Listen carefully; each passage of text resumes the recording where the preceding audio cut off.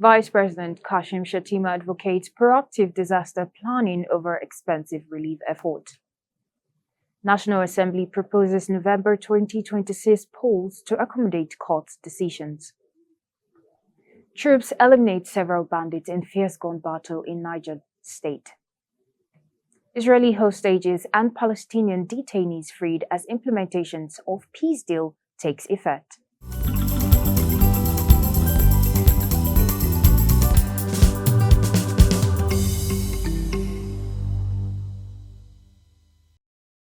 It's another edition of Security Panorama where we keep you informed and alert. I am Juliet Omra and let's take a look at the top stories.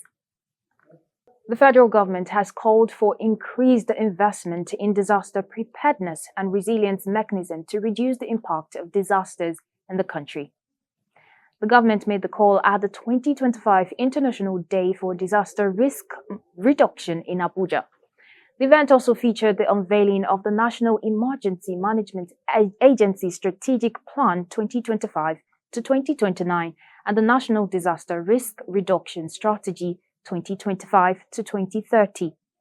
The plans are anchored on risk-informed development initiative in financing and stronger institutional collaboration, ensuring that disaster risk management becomes an integral part of planning across all sectors.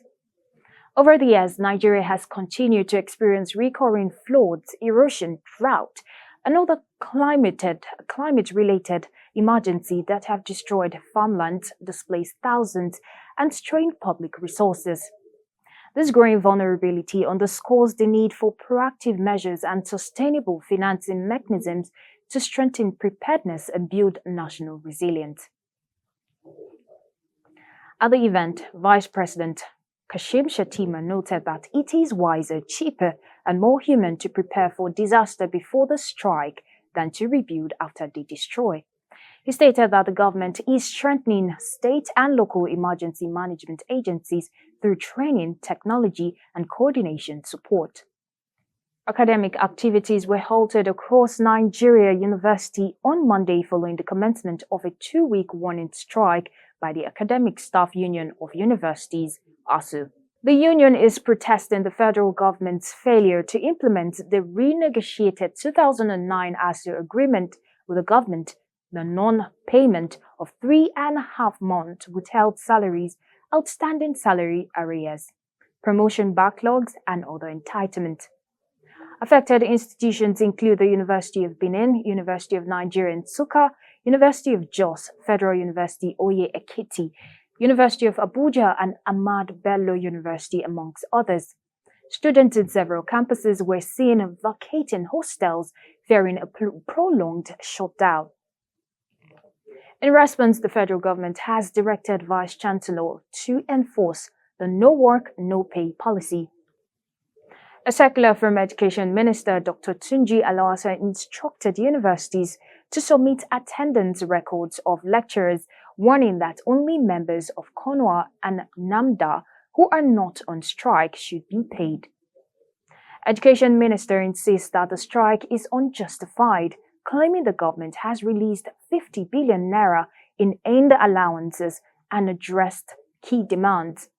He added that pending issues including wage awards and promotion arrears are scheduled in upcoming budgets. Second component of this, their welfare.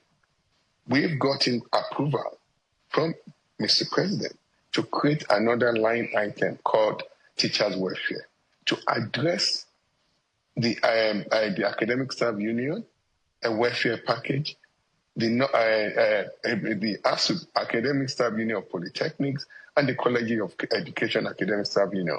And also, we will cascade that to all teachers in the country as we move along. We got approval to have teachers' allowance. And Mr. President graciously approved robust percentage of their salaries. We modeled that out. We presented all this to them at the meeting on Friday. The Yahya Ahmed federal government negotiating team met with us on Friday. We gave them everything they had requested. Their welfare, and the condition of service. They promised us that they will get back to us in 24 hours. We waited until Saturday afternoon. They didn't get back to us.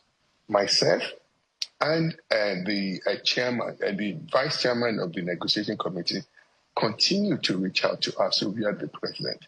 They didn't call us back. The vice chairman, Senator Tejuosho, was testing and calling. And on Sunday evening at just before 5 p.m., the ASU president tested the vice chairman, Senator Tejuosho, back that I'll call you.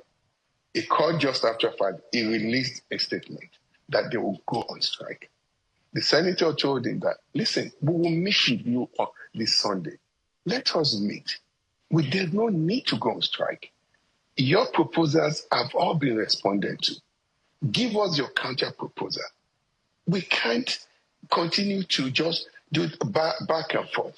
And the response of the president was, all the people, the leadership that are here, they've been in Abuja for 5 days, they have to go home to their family. 5 days? They can't wait to meet us. Government is doing everything here to meet your needs. Meanwhile, the Nigerian Labour Congress has given the government a 2-week ultimatum to honor agreement with ASU. NLC President Joe Ajaero described the strike as a result of the government's persistent breach of negotiated commitment and warned of wider labour actions if the impasse continues. The National Assembly has proposed November 2026 as the new date for Nigeria's next general elections, moving the presidential and governorship polls forward by about 3 months. The proposal contained in the 2025 Electoral Act Amendment Bill aims to ensure all elections disputes are resolved before the 29th of May 2027 handover. At a public hearing in Abuja, lawmakers explained that the shift would allow tribunals, appeals, and Supreme Court rulings to be concluded within 185 days before new leaders take office. House Committee Chairman on Electoral Matters Adebayo Balogun said this would end the current practice of unresolved elections cases spilling into new administrations. The bill also introduces early voting for INEC staff, security agents, journalists, and observers, and mandates electronic voting and results transmission. Non-compliance could attract a fine of 1 million naira a year in prison or both. INEC and civil society groups backed the reforms, which also propose constitutional amendments to align legal timelines, political parties under the Inter-Party Advisory Council. Supported broader reforms, including same-day elections and stricter penalties for electoral offences. And moving over to the police, the Inspector General of Police, Kayode Egbetokun, has commended President Bola Tinubu and the National Assembly for their commitment to transforming policing in Nigeria through the passage and signing of the Police Institute Establishment Bill and the Nigerian Police Trust Fund Amendment Bill. A statement by the Force Public Relations Officer Benjamin Hundeyin quotes Egbetokun as describing the development as a landmark achievement in Nigeria's quest for modern and professional policing. He said the new laws represent a historic stride towards enhancing professionalism, sustainable funding, and improved welfare for police personnel nationwide. Egbetokun explained that the Police Institute Establishment Act consolidates and modernizes all police training and research institutions across the country, expanding their academics capacity and aligning their curricula with global standards in law enforcement, investigation, technology, and community policing. He further reassured Nigerians that the new law framework would strengthen ongoing reforms, elevate training standards, and nurture a new generation of disciplined, world-class officers. Last Thursday, President Bola Tinubu granted a presidential pardon to 175 convicts, including one of Nigeria's founding fathers, Herbert Macaulay, and former FCT minister in the Babangida regime, Major General Mamman Vatsa. The action has since generated controversy as some convicts, ex-convict, drug offenders, illegal miners, and foreign foreigners are among recipients of presidential pardon. In a statement on Monday, the global watchdog Amnesty International expressed deep concerns over the president's decision to grant clemency and pardon to individuals convicted of serious human rights violations. Against this backdrop, Third Eye Africa TV seeks the view of some Nigerians on the matter. It takes the prerogative of Mr. President, and he has the constitutional power to do just what he has done. But my opinion is simple. The president ought to feel the pulse of Nigerians in whatever decision and action that he takes. Yes, most of the pardon exercise can be granted. For instance, the Ogoni 9. That is acceptable and that resonates well with Nigerians. But there are some of the beneficiaries of this constitutional privilege and power of the president that ought not to be so. For instance, we heard that there's a kidnap kingpin who was pardoned. And we do not understand the president's reason for pardoning such a criminal. Secondly, there's a particular case of interest, which is the lady that murdered her husband. Before you can grant such pardon, we are supposed to reach out to the family of the deceased husband. If that has not been done, then I want to say that it's very unfortunate, and the president, to my mind, has done that in bad faith. I think it's not proper, because most of these people have committed heinous crimes against humanity, against other people, and the president just granted them pardon for not one, we are talking about 175 people, you know. And to buttress the point here is that Nnamdi Kanu, who also ought to be granted a pardon, is still in detention up to now. He's not allowed to see his doctor. You know, Abba Kyari is still in detention up to now. These people are not seen worthy of. Then you are including somebody like Herbert Macaulay, a nationalist. You are including him in a pardon for what? What did he do that you are granting him pardon?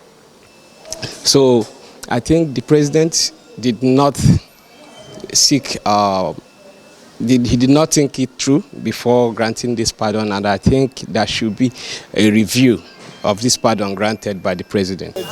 Actually, this pardon, majority of the Nigerian citizens didn't entertain it, didn't welcome it. Why? Because these people deserve a capital punishment. They have committed so many hard crimes that are supposed to face the right of law. So I just want to believe that the deed is already done. The president has exercised his constitutional power, whether rightly or wrongly. He has already exercised his power. As I said earlier, it's within the prerogative of the president to do what he has done. But my advice to the president and to our leaders in general going forward is that when such action is to be carried out, the president and our leaders in general should try to feed the pulse of the masses of Nigerians. Because if you talk to people within the country and even outside the country, a lot of Nigerians and our citizens generally are not satisfied, are not happy with this particular exercise of constitutional power of Mr. President. So again, going forward, the president ought to feed the pulse of Nigerians. It simply means that you can commit a crime and you eventually hope that the president will pardon you one day. You know, imagine a lady that murdered her husband was in Kano, was granted pardon by the president. So it means that if any other lady or if any other person commits such a crime or you killed someone, eventually, hopefully, the president will grant you pardon. So that's the message the president is sending to the entirety of Nigerians, that you can get away, you can easily get away with a crime, and it's not good. It's not a good precedent set by the president. So it should be reviewed, it should be looked into, And anyway, he has granted it anyway, but the message is not a good one. The authorities to reverse this kind of presidential pardon. This, I know it's an executive order, but the president can reverse it. Why? Because if he didn't reverse it, there are so many people that will go into this kind of crimes and hoping that they will be pardoned. And moving over, the Gombe State Police Command has announced the recovery of large quantities of illicit drugs following a successful raid on a suspected criminal hideout behind the Gombe local government shopping complex. A statement signed by the police public relation officer Buhari Abdullahi says the operation was carried out by police operatives during a routine raid of identified black spots in the area. Abdullahi disclosed that in recent months, the command has intensified raids on black spots across the state as part of its ongoing effort to curb drug abuse and related crimes, which authorities say often serve as catalysts for youth violence and other criminal acts.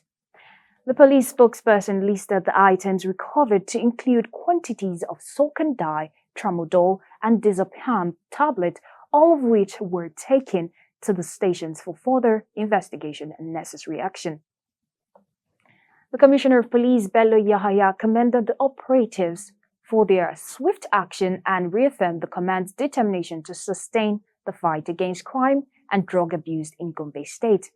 He also urged residents to remain law-abiding and to assist the police with credible information that could aid in maintaining peace and security. And still in the police, 2 police officers were wounded after gunmen ambushed their patrol team along the Ogobia-Adoka Road in Otupo local government area of Benue State. Sources say that the attack occurred while the officers were on routine patrol duty. The Benue State Police Command has since launched a manhunt for assailants, assuring that all efforts are being made to track them down and bring them to justice. Residents of the area have been urged to remain calm and assist the police with useful information that could aid in the investigations. And now let's take a story from the Nigerian Army. Troops of the Nigerian Army have neutralized several armed bandits during a fierce gun battle along the Tunga-Magajia-Sabungeri Road in Niger State. Security sources say that the bandits, who arrived in large numbers, engaged the troops in a heavy exchange of gunfire but were overpowered by the soldiers. The report added that several of the attackers were killed in the operations while others fled with gunshot injuries. It was further revealed that bandits fired at military armored personnel carrier, damaging its 4 tires. However, no casualties were recorded among the troops. Security forces have since intensified efforts to track down the fleeing bandits and restore peace in the area.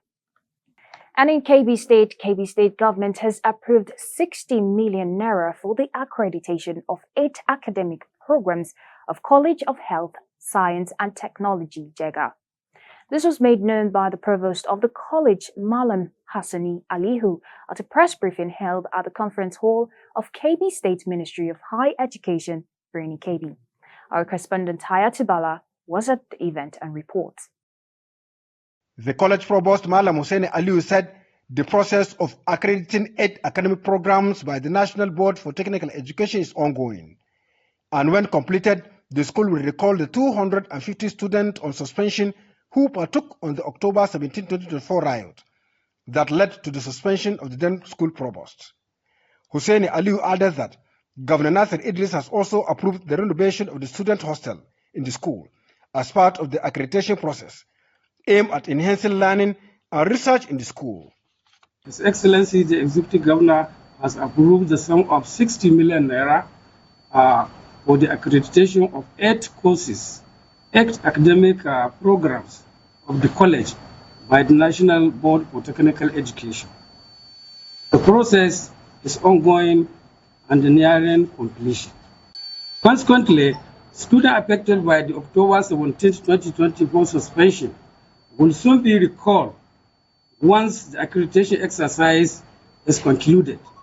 Malam Hussein Aliu then described Governor Nasser Idris as a leader whose mission is to transform education to equality accessible and affordable one in Kebbi State. We deeply appreciate His Excellencies. We deeply appreciate the Governor's continued support and the commitment and repositioning the college as a center for excellence in health education and technology. It could be recalled that October last year, students of the college partook in a riot that led to the suspension of the school provost and the students involved. I am Hayatu Balanasara, reporting for Side Eye Africa from Birnin Kebbi. The convicted billionaire kidnapper Chukwudumeme Onwamadike, popularly known as Evans, was on Monday rearraigned before Justice Onidamola Ogala of the Lagos State High Court sitting in Ikeja over the alleged murder of 2 police officers. The case, which was transferred from Justice Adenike Coker of the Ikeja Division, involves Evans and his co-defendant Joseph Ikenna Emeka. At the resumed proceedings, the prosecution counsel A.O. Aziz appeared for the Lagos State government, while Charity O represented Chief Emefo Etudo on behalf of Evans, and Nelson Onyejako appeared for Emeka. Aziz informed the court that the matter had been transferred and urged that the defendant be rearraigned, noting that any pending plea bargain applications previously filed before Justice Coker would not affect the process. The defendants were subsequently rearraigned on an amended 5-count charge bordering on murder, attempted murder, and conspiracy to commit felony. Evans was being tried on 5 separate criminal trials involving allegations of kidnapping and murder, but he had already been convicted in 2 of them. He's currently facing 3 separate criminal trials. Justice Ogala adjourned the case to November 19, 2025 for hearing and the issuance of witness summons. We'll take a short break. Up next is Business News with Ekene. Don't go anywhere.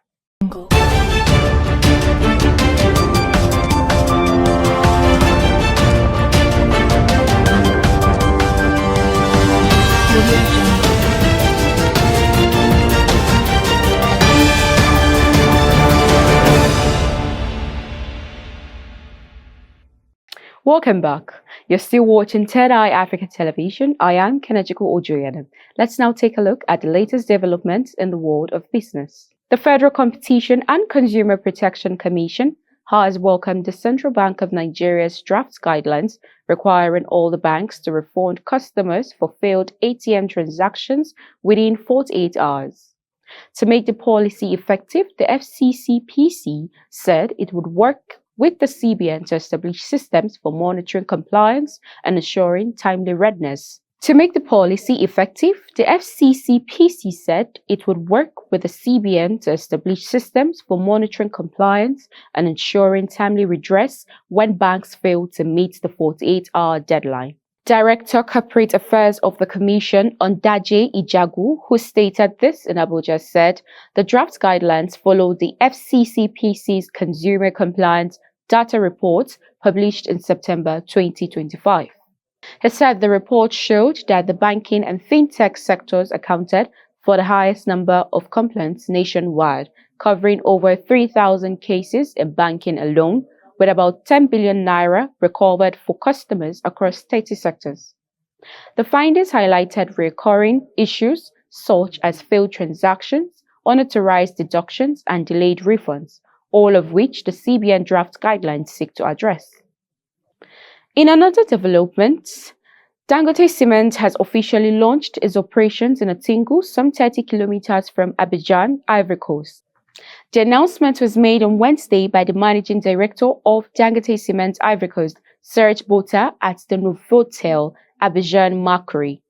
Covering an area of 50 hectares, the plant reportedly has a production capacity of 3 million tons of cement per year, making it one of the group's largest facilities outside Nigeria.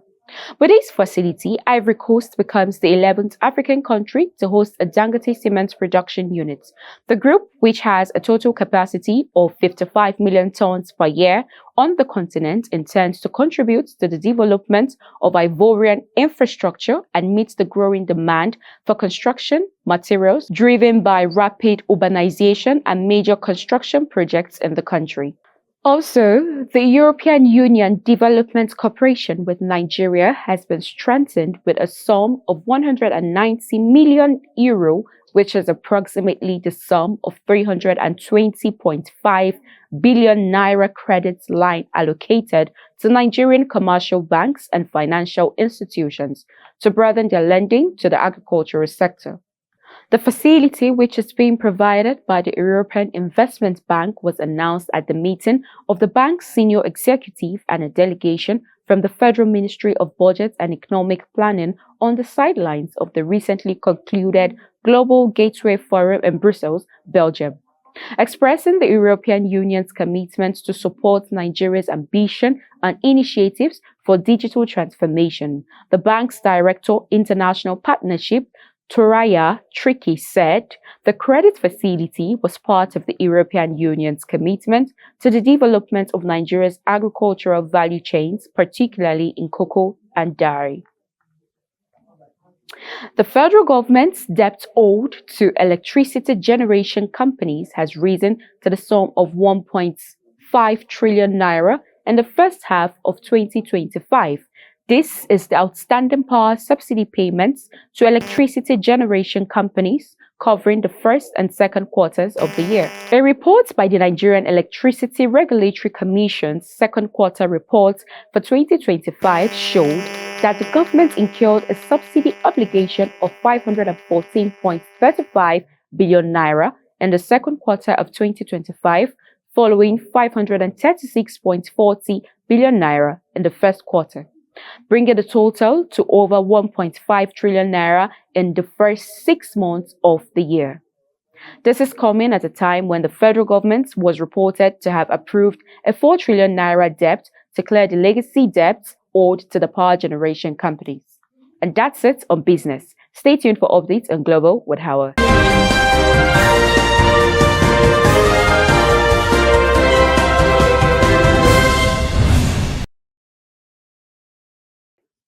Welcome back. I am Hawa Umar and this is Global Updates.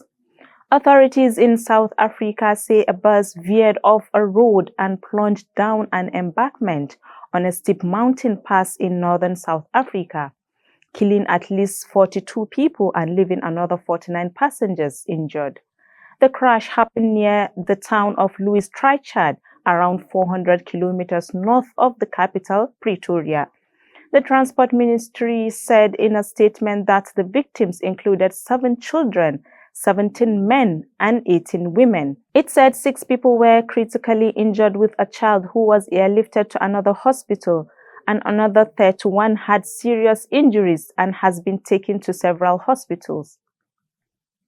The United Nations says that the agreed ceasefire between the Democratic Republic of Congo and Rwanda is not being respected. UN Special Envoy Huang Xia said the international peace efforts are commendable and promising, but they have to this day not lived up to their promises. Xia called upon countries of the region to resume direct and frank dialogue and to take all necessary measures to put an end to the war once and for all. Zinonge Mokongo, the DRC's representative to the United Nations, the cessation of hostilities, the withdrawal of Rwanda troops, the end of their support for the M23, and the restoration of Congolese state authorities over all occupied areas constitute non-negotiable conditions for genuine peace.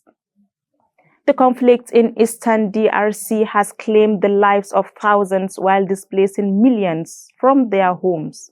And again, the Israelis and Palestinians have celebrated as a major hostage and prisoner exchange on Monday marked a significant step towards ending 2 years of war in Gaza.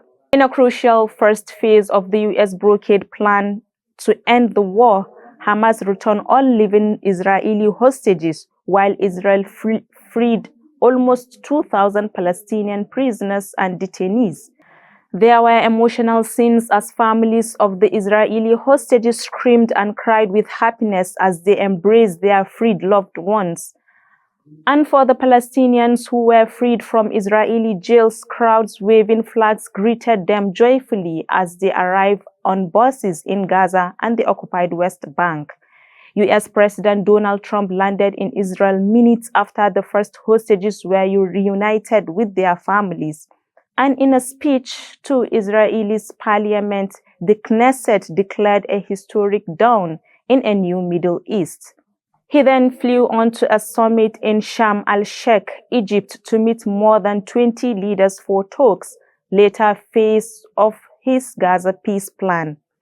At the summit, Egypt, Qatar, Turkey, and the US signed a declaration of guarantors of the ceasefire deal, which is aimed at ending 2 years of war that has left Gaza in rubble. And with that, we've come to the end of this bulletin on global news. Over to you, Juliet.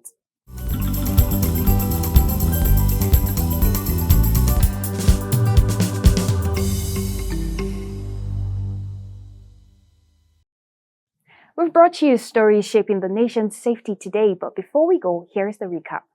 Vice President Kashim Shettima advocates proactive disaster planning over expensive relief effort. National Assembly proposes November 2026 polls to accommodate court decisions. Troops eliminate several bandits in first gun battle in Niger State. Israeli hostages and Palestinian detainees freed as implementation of peace deal takes effect.